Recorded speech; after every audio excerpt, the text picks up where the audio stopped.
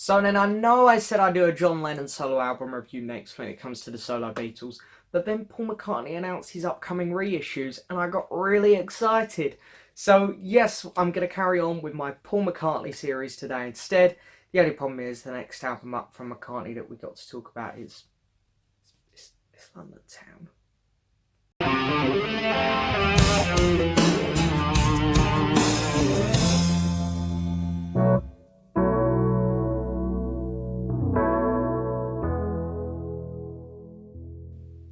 So hello and yes, welcome. Oh, take these off, they're a bit silly. So hello and yes, welcome back to another album review, guys. So then yes, as I say, I did say when it comes to the Beatles, I'd do either a John Lennon or George Harrison one next. And I'm doing a Paul McCartney one, if you couldn't tell.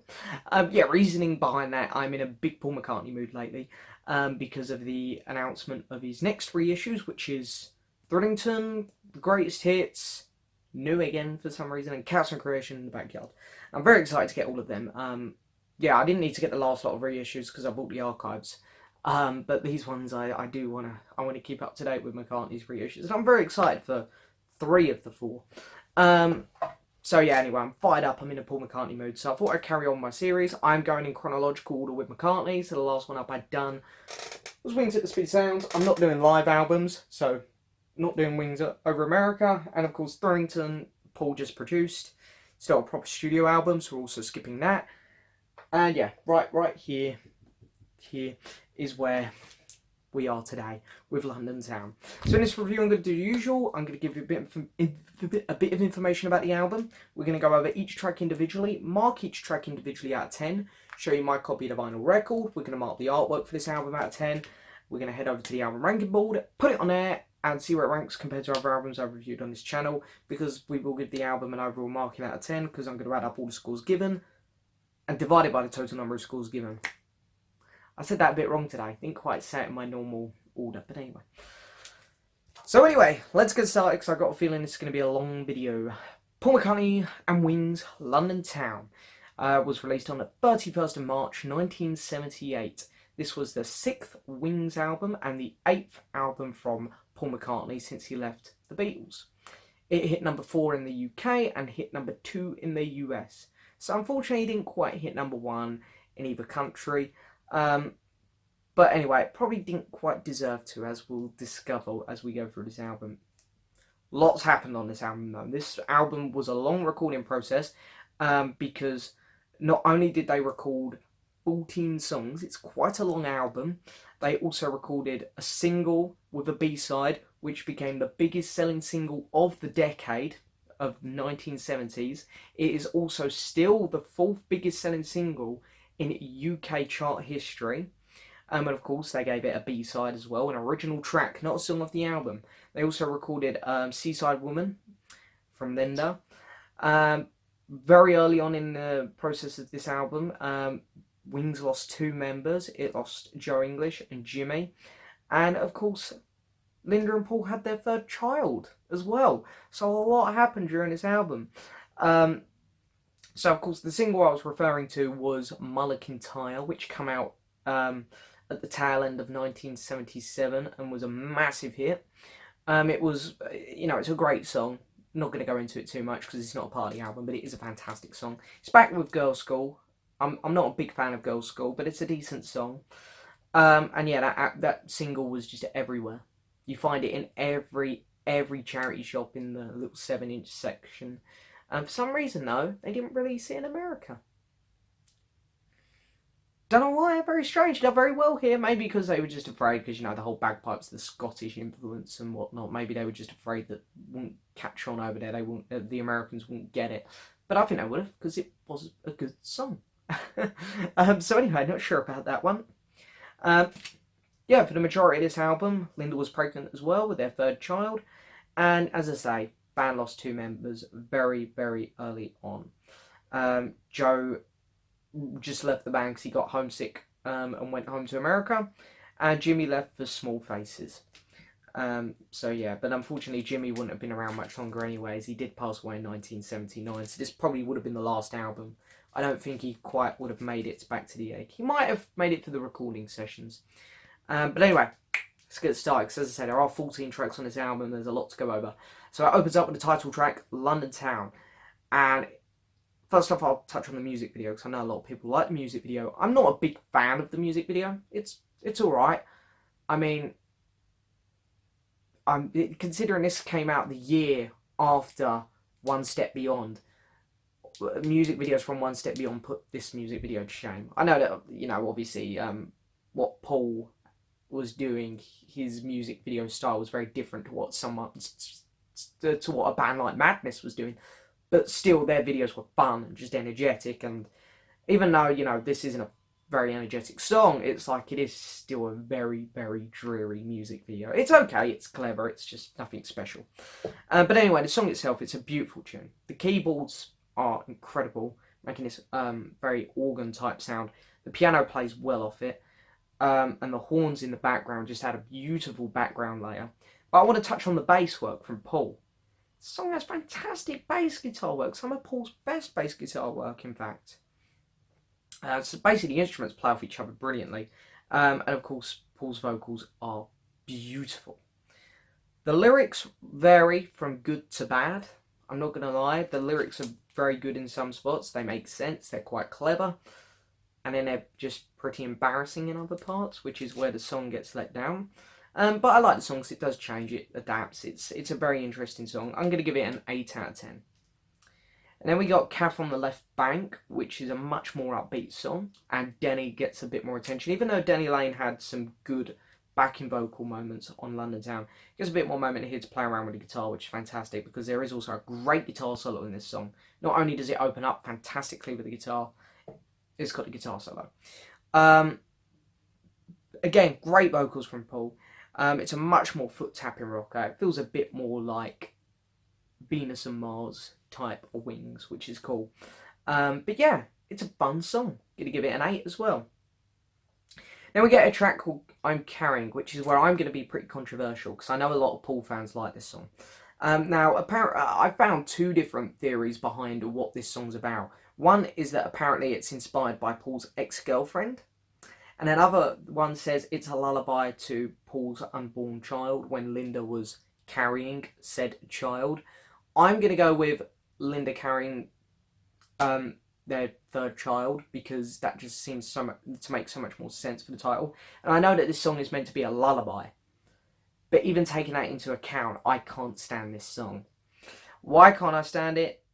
The lyrics are very fluffy, but that's a lullaby for you, so I'm not going to judge the lyrics too much. The guitar work is very lazy. Again, somewhat as a lullaby should be, but this just feels even lazy for McCartney. The keyboards backing are annoying as hell. I mean, they're just it's such a struggle to get through the song because of them.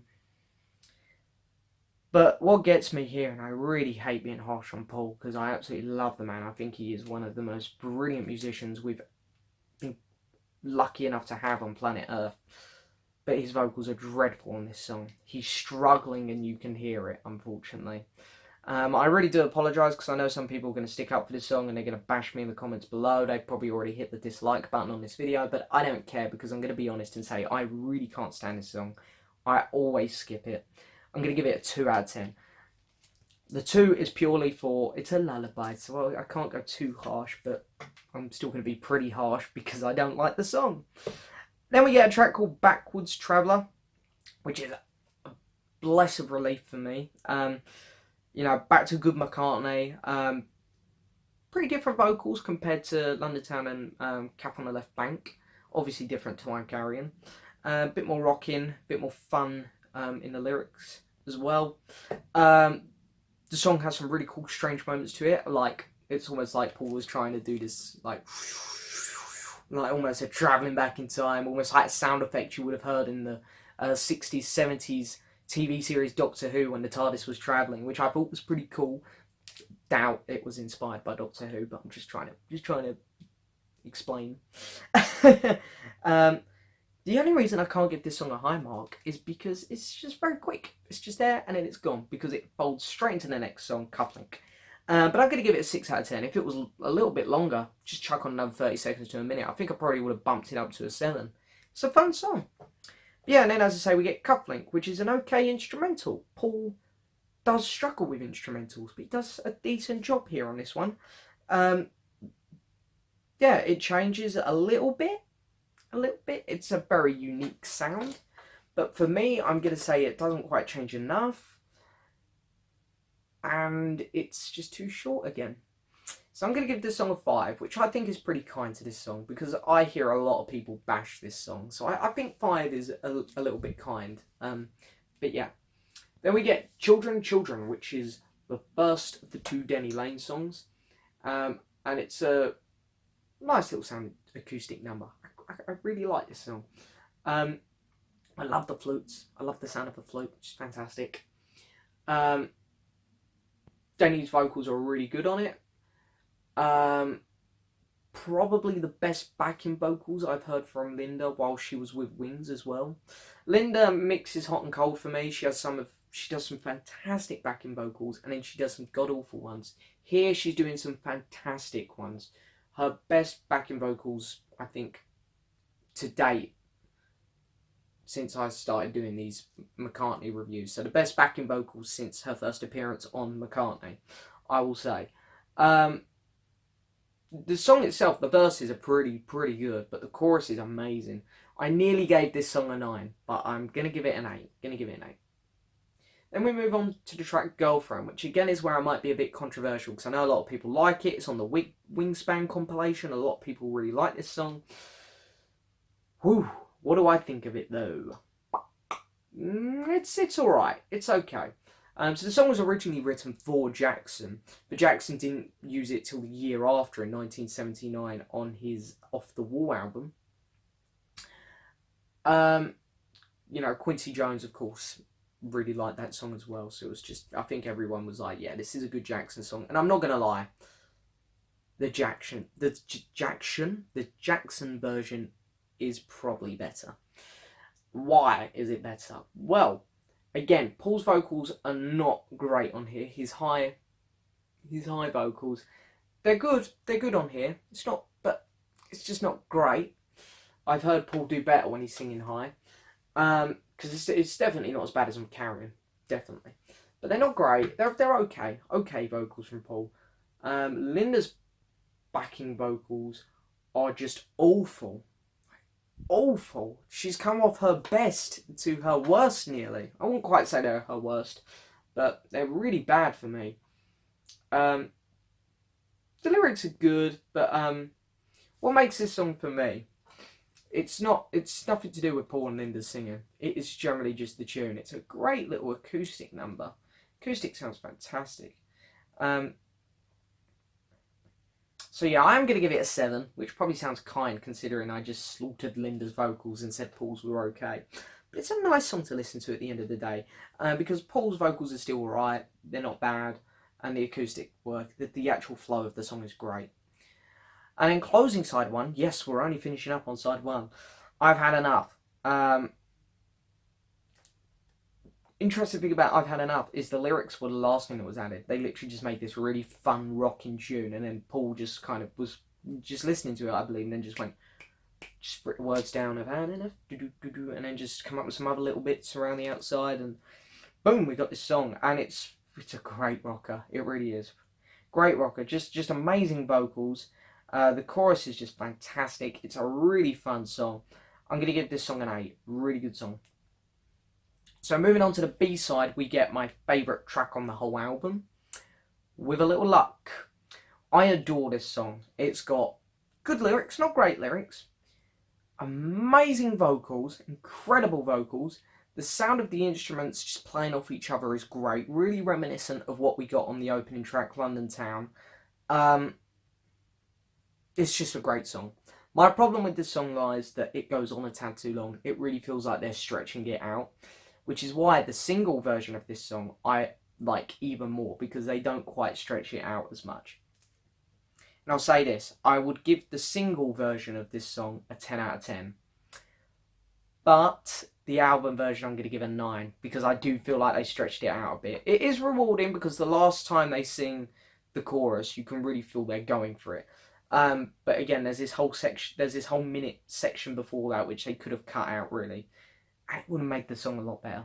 So I'm going to give With a Little Luck a 9, but as I say, I adore the song. If you were to give me the single version, I'd give it a 10. Then we get a track called Famous Groupies, which is a nice little acoustic number, and the acoustic is pretty damn good, but I have problems with this song as well. I don't like the effect on Paul's vocals. It just washes him out. I know that again, people are going to say, well, the effect's meant to be. I know it's meant to be. I know it's meant to make him sound washed out. I just don't like it. The lyrics are not good, and I just don't really get into this song. I don't like the idea of it, really. It's a bit annoying. I'm going to give it a 4 out of 10. Then we get the second Denny Laine song, Deliver Your Children. Children, deliver your children. Not quite as good as his first song, but still pretty damn good. Denny Laine only got 2 spots, but he done a good job on this album, I'll say. So it was originally written during the Venus and Mars era. And Denny sings most of the song, but he pretty much sings alongside Paul, and they sound pretty good together, I've got to say. Very reminiscent of Little Lamb Dragonfly on Red Rose Speedway. The song's good, but the chorus is just absolute killer on this one. The chorus is great. It's a shame the verses couldn't keep up as well, because the verses kind of get a bit old, a bit repetitive, but as I say, the chorus on this song is incredible. I'm going to give it a 7 out of 10. Then we get Name and Address, which I love the guitar intro on this song. I love it. It's fantastic. Great vocals from Paul. Not a fan of Linda's vocals though on this one too much either. But it's a decent song. But the problem that I have with this song is it's just very forgettable. I always forget about this song on the album. So I'm going to give it a 6 because I know it's not bad. It's all right, but and then speaking of forgettable, we've got Don't Let It Bring You Down. I always forget about this song. To be honest, when I was preparing my notes for my review of this album, I was like, I don't even remember how that song goes. Every other song on here, I kind of knew how it went. No idea on this one. It was like hearing it for the first time again. So anyway, had a nice feel to it at the start. Guitar's cool on it. I like the guitar work, so probably Denny Laine, I'm guessing, on that. Takes a bit for the vocals to kick in. Not the best vocals from Paul. They're a bit almost like couldn't be bothered, but anyway, they're alright. Okay, song, again, same feelings as Name and Address, really. I'll give it a 5. And then we got Morse, Moose and the Grey Goose. I love that title. That should have been the name of the album. That would have been awesome. But anyway, it's a bit more of a rocker with this great guitar start to it. Fantastic. And it takes a while for the vocals to kick in again, because this was, I'm guessing this song was almost inspired by plays or films, or musicals. But I'm going to go with plays, really, because I absolutely adore the feel to this song. It's almost like they're not singing it all the time, they're almost speaking it, and it sounds incredible. Their vocals, I've never heard Paul sound like this before, and we haven't heard him sound like it since. It's great, it's a fun story type lyric song. It's really unique, really good. But I'm not going to give it a massively high mark, because generally it's not something I want to hear too often, unfortunately. But I respect the song a lot. I'm going to give it a 7. So let's crack it open and have a look at my copy of the vinyl record, because yes, we're finally done with all the tracks. So this is an original UK pressing, and I got quite lucky on this. Normally my Paul albums, when I started collecting solo Beatles stuff, I'd buy them as soon as I found them, but they were never great condition. I always had to keep upgrading them till I got the best possible copies. I think I ended up with like 6 copies of Man on the Run, because I just kept upgrading it. Now I've got a nice one which I'm happy with. I've sold all the rest on, but I only bought 1 copy of this album because I just got a great one to start with. So anyway, here's the cover. I don't mind the cover. It's a bit of a cheesy shot, but I hate the title. It's a black and white cover, and then with just all different colours of the rainbow. Doesn't work well. Back cover, better. However, the Photoshop on it, obviously we're going back to 1978, so you can't criticise it too much. But I wouldn't have had this as the cover either, because the Photoshop especially. I mean, look at that. But anyway, yeah, it's not a gatefold, unfortunately. Just keep this on my lap. So we've got a poster. One of the best photos, if not the best photo, probably is the best photo of the trio. I absolutely adore that photo. And in the back,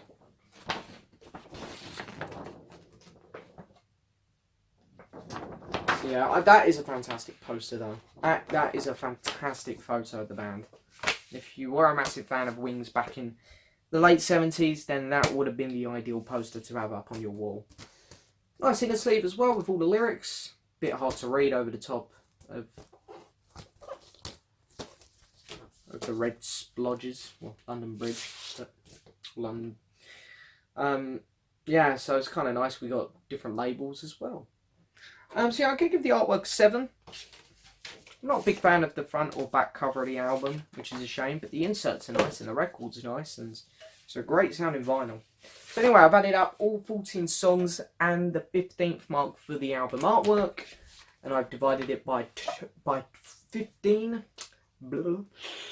So this album, out of 10, is going to get a 6.5. So yes, 6.5. Let's head over to the new famous album ranking board and see where it ranks compared to other albums I've reviewed here on this channel. So yeah, here we are back over to the album ranking board. As you can see, the 10s, and of course, London Town is nowhere near the 10s. So we'll scroll down a bit here. You can see a lot of albums which beat it out, including some other Paul McCartney related albums. That one there.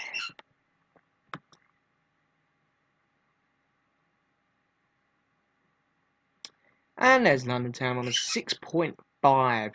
So a few albums have beaten it out, but it has managed to beat out quite a few other albums. Let's have a look.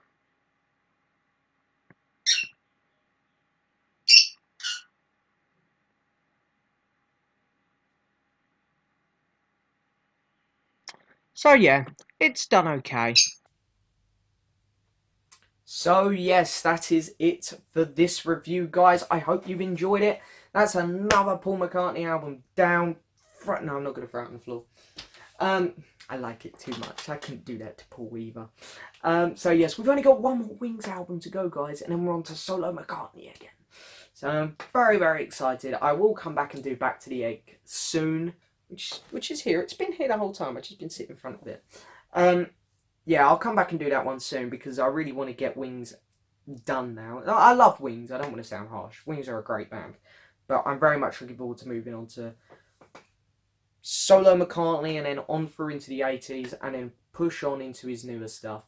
But yeah, let me know in the comments what you guys think of this album. Also, let me know what you think of the upcoming 4 reissues from Paul. I'm personally really happy with Frillington, Chaos, even though I have an original Chaos. It's just going to be nice to, because I love that album so much.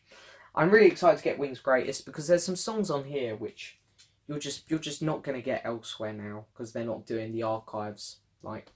So I'm looking forward to that one as well. No, is it really going to be that much remastered? Are they even going to bother? It's just going to be nice to have it on transparent pink, I think. But anyway, let me know what you think of the reissues in the comments below. But yes, thank you so much for watching this video. Please hit the subscribe button, like the video, leave a message, and I'll see you guys next time for another video.